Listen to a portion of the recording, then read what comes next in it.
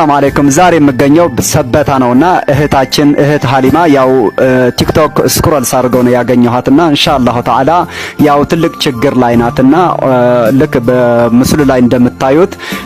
ባለፈው ነው 2 አመት ትልቅ ችግር ነው የደረሰባትና የነርቭ ህመም ነው ያጋጠማት ላለፉ 14 ቀናቶችን ወደ 200 ሺህ የሚጠጋ ብድሮችን ወጪ አድርጋ ስትታከም ነበር ጥሩ ለውጥ አምጥታለች ካሁን ግን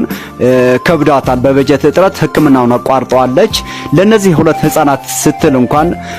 መራመድ ይኖርባታልና ኢንሻአላህ ሁላችን ተባብረን አቅም ያለን ወደዚህ አካውንት በማስገባት አቅም የሌለን ሼር ኮፒ ሊንክ ሪፖስት በማድረግ ይሄንን ቪዲዮ አቅም ወዳላቸው ወንድሞቻችን ከሀገር ውስጥም ከሀገር ውጭም ላሉ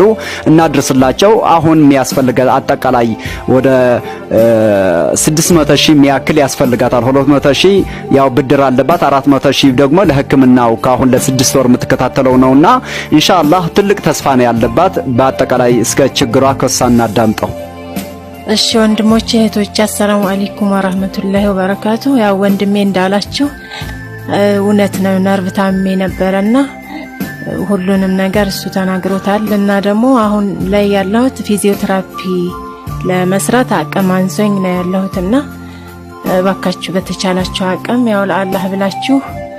እንድትረዱኝና ፊዚዮቴራፒውን ሰርቼ ደግሞ መልሼ ጠንክሬ ቪዲዮ ሰርቼ ወደ እናንተንም ለማመስገን እበቃለሁኝ ማለት ነው። እሺ ሰላም አለይኩም